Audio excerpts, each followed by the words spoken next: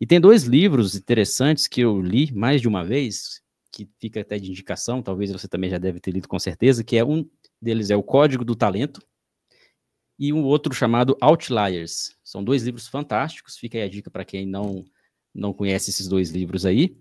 E o que me chamou a atenção, principalmente no livro Código do Talento, aí de forma breve, o Código do Talento foi um jornalista que saiu pelo mundo investigando o código do talento mesmo. Por que que em determinadas atividades humanas, seja música, dança, escrita, computação, esportes, por que que algumas pessoas são melhores que outras? E aí ele foi em centros de onde os talentos surgiam. Então, no Brasil, ele veio no Brasil para entender por que que o Brasil era produtor de talento. Ele falou que o jogo reduzido, o contato, o futsal, era uma das questões. Mas o livro fala de três coisas que me marcou bastante. Até você pode me corrigir aqui, Márcia, se eu estiver falando alguma besteira em relação aos três. Mas ele cita que em todos os talentos que ele investigou pelo mundo, três padrões ele encontrou. Um deles é um treinamento profundo, que é não apenas reproduzir aquilo que o treinador, o professor pede, mas fazer, identificar erro, fazer várias vezes, repetir, mesmo tendo facilidade. Mesmo a criança, um adolescente que tem facilidade, gosta de praticar aquela modalidade, fazer um treinamento profundo, não só fazer por fazer. A segunda questão que ele fala é ter um bom treinador ou um bom professor. Em momento algum ele fala sobre um ex-profissional. Ele fala sobre um bom professor, um bom treinador, aquele que consegue identificar o que você precisa melhorar. Isso não é só no esporte, tá? Esse livro fala de todos os talentos. E o terceiro, e aí o ponto que eu acho fenomenal, porque hoje no Brasil a gente vê que às vezes a gente quer que o talento se desenvolva. Aquela pressão externa, é como se a gente colocasse um bolo para assar e acelerasse, vamos bolo, vamos, asse logo, asse logo, asse logo, e tirasse às vezes antes do tempo certo, o bolo não estaria perfeito, em boas condições.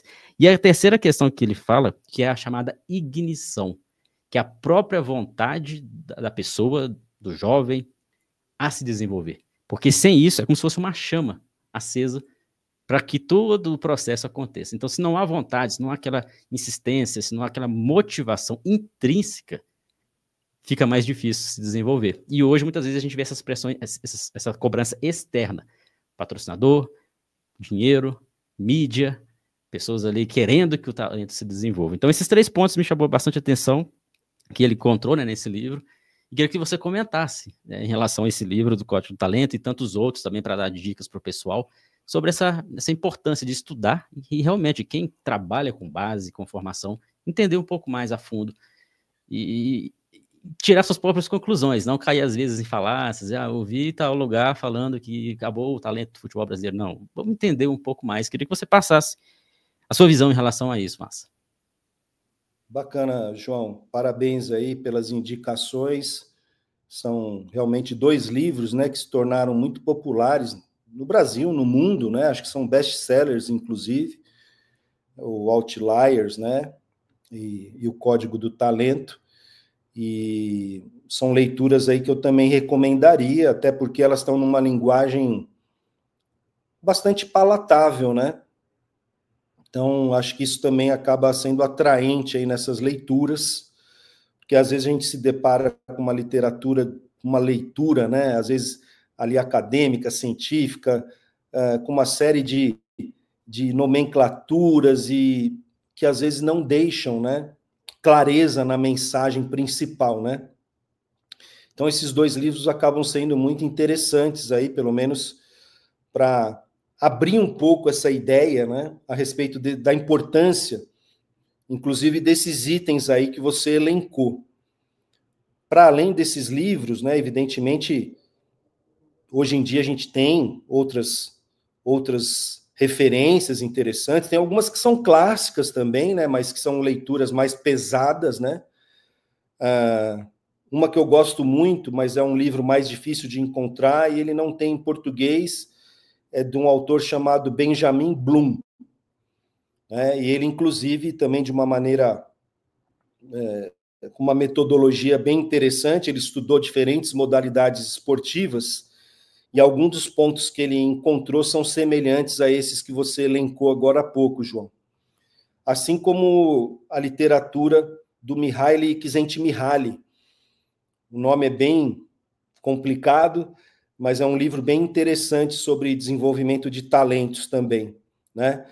E aí fica essa provocação, né, João? A gente tem aí um contingente gigantesco de pessoas trabalhando nas categorias de base, né, do futebol, e acredito que um número pequeno se aprofundou nessa busca, né, a respeito do processo de formação de talentos na literatura. Então, você vê, para você fez já uma diferença aí, isso no sentido positivo, te contaminou de alguma maneira, né? Então, eu penso que qualquer pessoa que trabalhe com processo de ensino, educação, treinamento, seja na área do esporte ou não, de crianças e jovens, precisa se apropriar um pouco mais da ciência aplicada ao processo de formação de talentos, né? Sem dúvida nenhuma, acho que isso vai abrir bastante o horizonte aí, vai agregar nas metodologias que vão ser aplicadas nas categorias de base. Sobre o tempo, né, dedicado ao treinamento, e não só o tempo, mas o tipo de treinamento que você colocou como profundo, de fato, isso é comum na literatura que estuda o talento, né? Então, para quem carrega a ideia de que talento é um dom, sinto informar que a maioria das pessoas talentosas foram justamente aquelas que se entregaram profundamente ao treinamento, né? Se a gente for pegar o Ayrton Senna, o Oscar do basquete, o Michael Jordan, o LeBron James, enfim, a maioria deles nunca negligenciou a dedicação ao treinamento desde as categorias menores, né? Então, isso é um ponto comum entre as pessoas talentosas. Elas se dedicam horas a fio a identificar ali o processo, o erro e tentar encontrar os caminhos ali para soluções.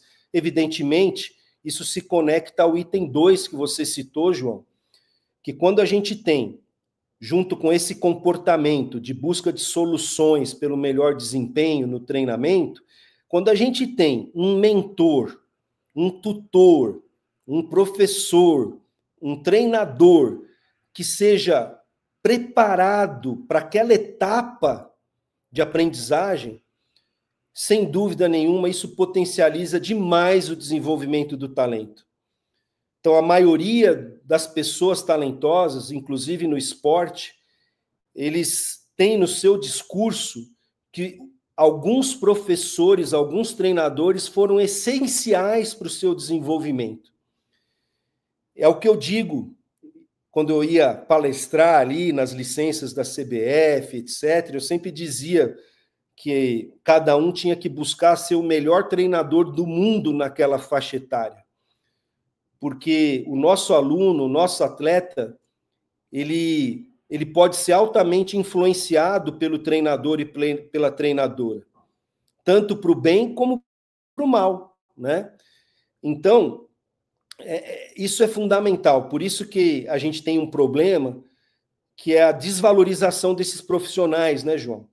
Os treinadores e as treinadoras nas categorias de base, me desculpa aqui eu ter que dizer isso, mas eles recebem salários que são muito aquém das responsabilidades que eles carregam. Eles deveriam ser mais bem valorizados pelo que eles estudam. Não só no esporte, exato. Não só no esporte, perfeito. Mas a gente sabe, João, que mesmo nos grandes clubes, né, aqui do futebol, o salário está muito aquém do que deveria ser, né?